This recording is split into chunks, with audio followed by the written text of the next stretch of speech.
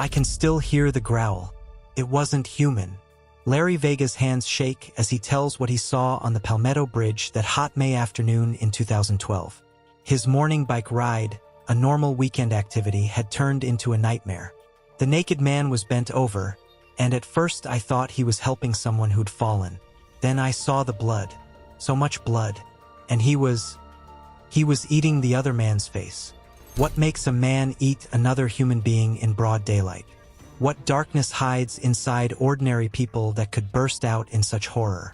And how does society miss the warning signs until it's too late? Welcome to Silent Crime Witness, where we tell the stories that others won't. The ones that stay with you long after the video ends. The ones that make you think, not just react. If you believe these stories need to be told, if you believe there's value in understanding what went wrong so we can prevent the next tragedy, then please take a second to support this channel. Hit that subscribe button. Click like if you want YouTube to push this story out to more people. And drop a comment below with your thoughts. This is more than a video. May 26, 2012. Memorial Day weekend in Gulf City. The sun beats down hard on the Palmetto Bridge, that long road connecting downtown to the beach areas. Thousands of people drive across it every day without a second thought. Officer Tom Martinez will never forget the call that came through at 2:13 p.m. Possible attack in progress, Palmetto Bridge near the city news building. Man attacking another man. Nothing in his 12 years as a cop prepared him for what he found. When Martinez arrived, a small crowd watched from a distance. Their faces told him everything before he even saw it himself. There, on the raised walkway, a naked man sat on top of another, his hands covered in blood, his mouth, God help him, tearing at the other man's face. "Police! Stop now!" Martinez shouted, pulling out his gun. The attacker looked up slowly. Blood and flesh dripped from his chin. Then he made a sound, not human, more like an animal growling, that Martinez says still haunts his dreams. The naked man went back to eating the victim's face, ignoring the officer's commands. Martinez fired once. The man continued. He fired again, and again, for shots before the attacker finally fell beside his victim, who lay still, his face destroyed. The news called him the Gulf City Zombie, the Bridge Cannibal. But his real name was Marcus Wilson, a 31-year-old son of Caribbean immigrants with no history of violent crime. And the man whose face he destroyed? Victor Mendez, a 65-year-old homeless man who nobody noticed until that moment of terrible violence put him in headlines worldwide. The attack lasted 18 minutes. 18 minutes that would change both men's lives forever. One ending in gunshots, the other in a hospital bed with 80% of his face gone. But the real horror isn't just what happened on that bridge. It's what led up to it. The missed signs, the failed systems, the human being who slowly fell apart until he became something monstrous. And it's the question that still haunts us. Could it happen again? Sarah Wilson always knew her son was different. Even as a child, Marcus had a quietness about him, a watchfulness that set him apart. But he was a good boy, artistic, respectful, religious. He went to church every Sunday. He played football. He drew pictures his teachers praised. "My son was a good kid," she would later tell reporters through tears. "He gave me a kiss that morning and said he loved me."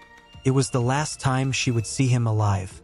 What turns a mother's beloved son into a monster capable of such horror? What demons possessed Marcus Wilson that day on the bridge? The easy answer, the one that filled headlines after the attack, was drugs. Specifically, a synthetic drug called bath salts that had been linked to strange, aggressive behavior. "Bridge cannibal high on bath salts," the headlines screamed. Experts appeared on TV to explain how these new designer drugs could turn normal people into flesh-eating zombies. It was a simple, clean explanation for something impossible to understand. There was just one problem. It wasn't true. The toxicology report later showed no trace of bath salts in Wilson's system. No cocaine, no meth, no PCP, just marijuana, hardly the kind of drug linked to cannibalistic rage. The truth, as it often is, was much more complicated and much more disturbing. To understand what happened on the bridge that day, we need to go back.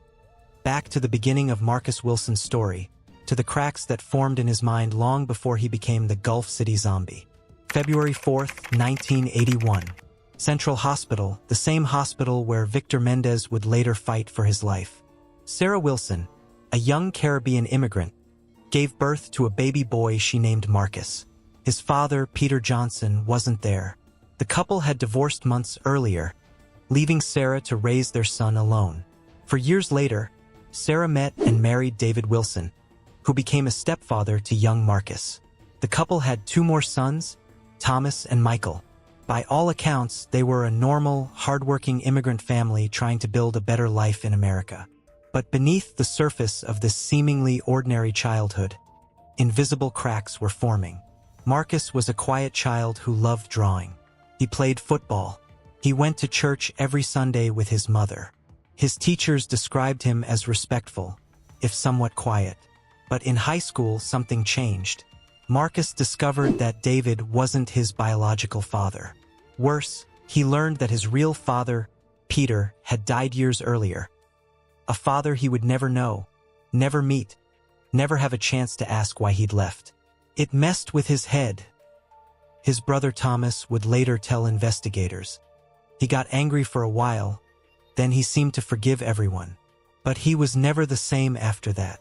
The question of identity, who am I, where do I come from, why was I abandoned, would haunt Marcus for the rest of his life. By 16, he had his first trouble with the law, a fighting charge that would be the first of many. After graduating from North Gulf High School in 2000, he drifted from job to job, never settling down. Over the next 5 years, he was arrested 7 times for things like trespassing and marijuana possession. In 2004, he got into such a bad fight with his mother that police had to taser him 3 times to stop him. The following year brought a brief period of stability when Marcus married his high school girlfriend, Jenny Lee. But the marriage lasted just 18 months before Jenny filed for divorce, saying Marcus was becoming violent. "I was afraid for my safety," she stated in court papers. He would get these rages where he didn't seem like himself anymore. Once again adrift, Marcus found a new relationship with Lisa Cross, whom he met at a street corner in 2007. They moved in together after 5 months of dating and stayed together until his death in 2012. Lisa described their relationship as normal, loving even. But she also noticed Marcus's growing obsession with religion and his occasional paranoia.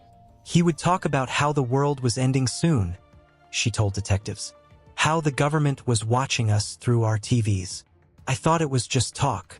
The night before the attack, Marcus visited his friend Frank's brother, acting strangely and saying he needed to talk about something important, though he never explained what.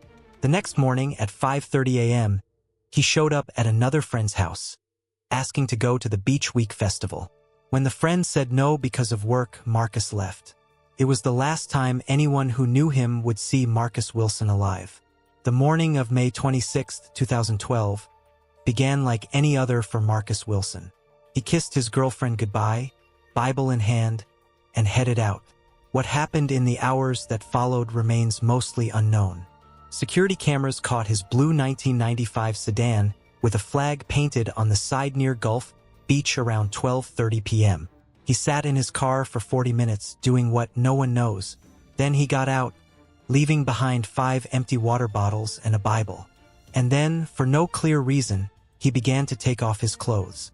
Drivers reported seeing a naked man walking along the bridge, swinging from light poles, tearing pages from a book and throwing them into the wind.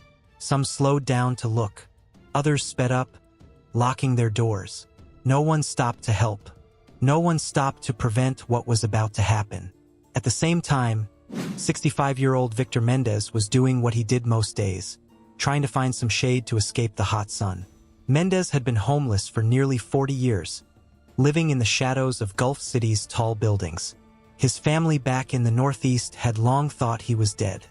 He'd found a spot on the raised walkway, a piece of cardboard his only cushion between his body and the concrete. It wasn't much, but it was his space, his temporary home. He never saw Marcus coming.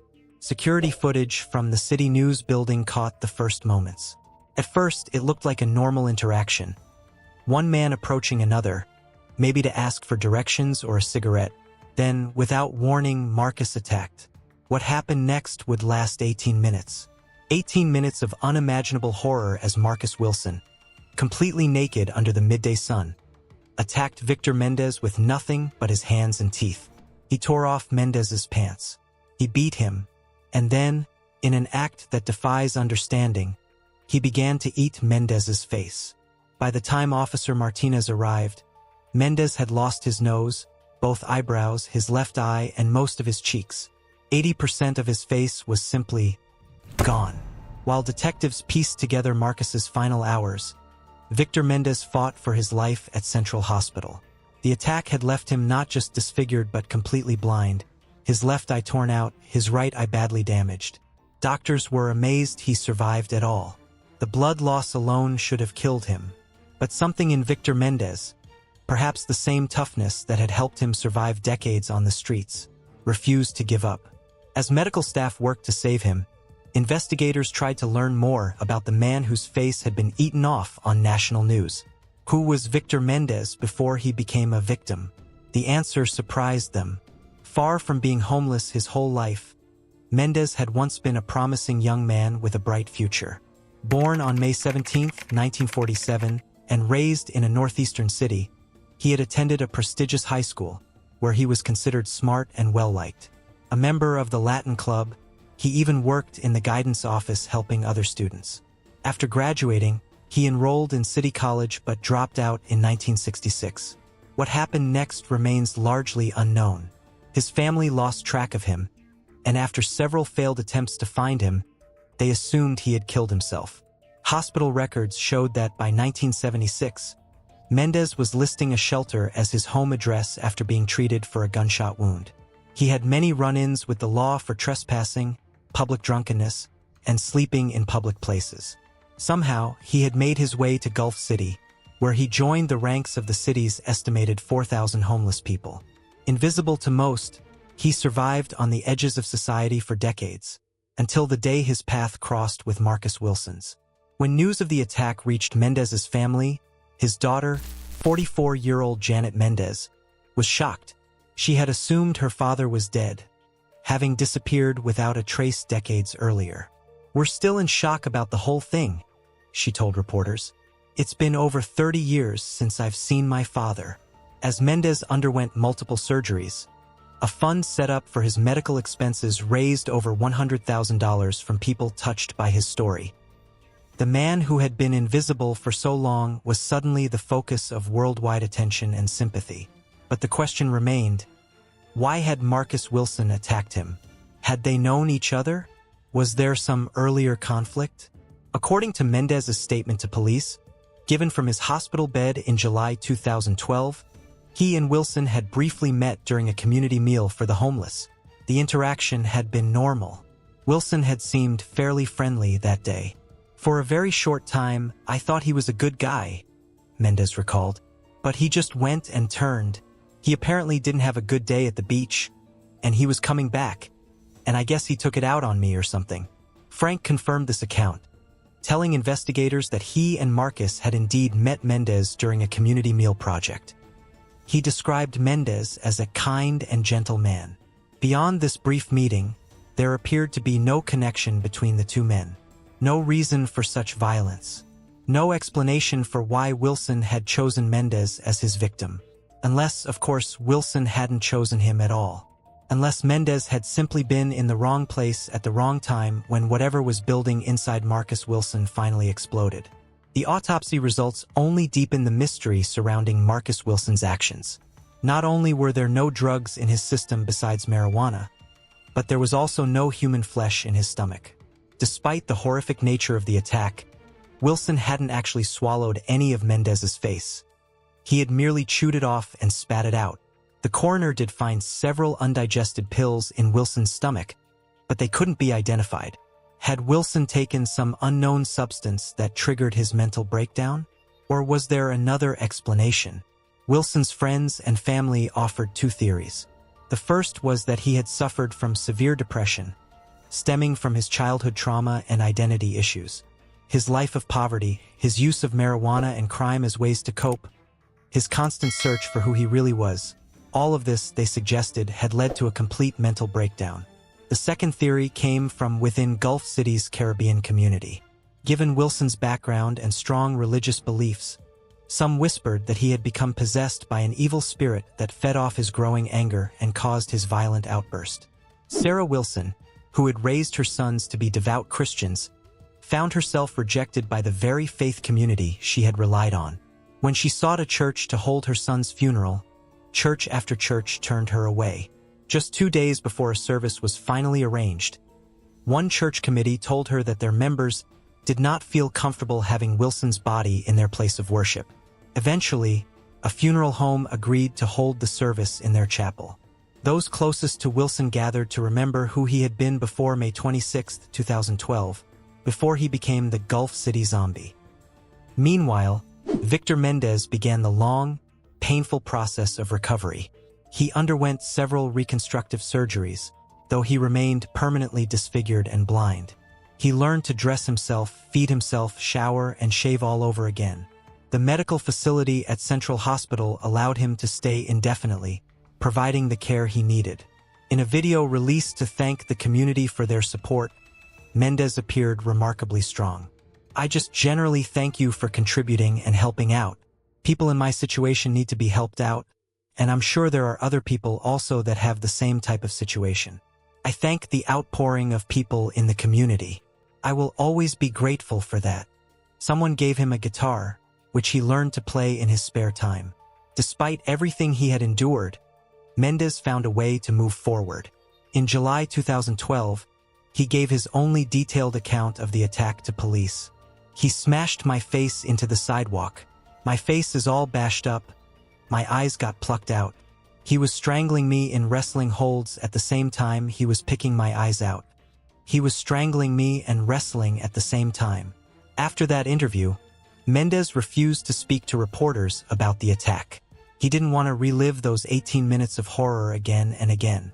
His last known whereabouts were at Central Hospital, though whether he ever reconnected with his family remains unknown. As for the family and friends of Marcus Wilson, they continue to struggle with the shock of what happened that day on the Palmetto Bridge.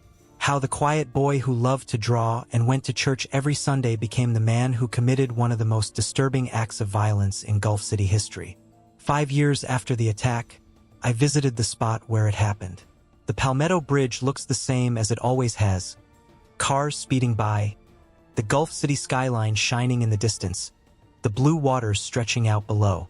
There's no memorial, no marker to show what happened here. Nothing to suggest that this ordinary stretch of road was once the scene of extraordinary violence. I spoke with Dr. Patricia Jones, a psychiatrist who specializes in mental disorders. She never treated Marcus Wilson, but she studied his case extensively. "What we're likely looking at is a case of undiagnosed schizophrenia," she told me. "The religious obsession, the paranoid thoughts, the strange behavior in the days leading up to the attack. These are all classic signs. Add in the extreme heat that day, possible dehydration, and the marijuana in his system, which can sometimes trigger psychotic episodes in vulnerable individuals, and you have a perfect storm." I asked her about the bath salts theory that had dominated early coverage of the case. "It was an easy explanation," she said. "Much easier than facing the reality that severe mental illness can sometimes lead to violence when left untreated. We want to believe there's some outside factor, drugs, alcohol, that turns people into monsters. The truth is much more complicated and much more frightening. Because if Marcus Wilson wasn't on some powerful drug that transformed him into a flesh-eating zombie, if he was simply a man suffering from untreated mental illness who snapped one hot day in May, then what does that say about the thousands of others walking among us with similar conditions?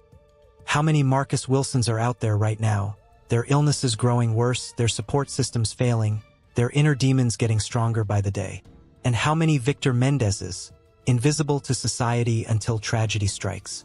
The case of the Gulf City Zombie isn't just about one horrific attack on a sunny Saturday in 2012. It's about our failure as a society to address mental illness before it explodes into violence. It's about the homeless people we walk past every day, never making eye contact, never acknowledging their humanity. It's about the shame that prevents people from seeking help when dark thoughts begin to cloud their minds. Victor Mendez survived having his face eaten off. But the scars of that day extend far beyond his disfigurement. They cut through Gulf City's image as a paradise. They expose the gaps in our mental health system. They force us to face the uncomfortable truth that sometimes monsters aren't created by bath salts or synthetic drugs. Sometimes they're created by neglect.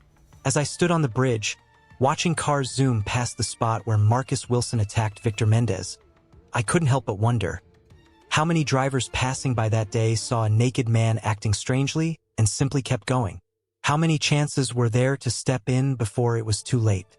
And how many opportunities do we miss every day to prevent the next tragedy? The face-eating attack on the Palmetto Bridge wasn't just a weird occurrence or a drug-fueled rampage.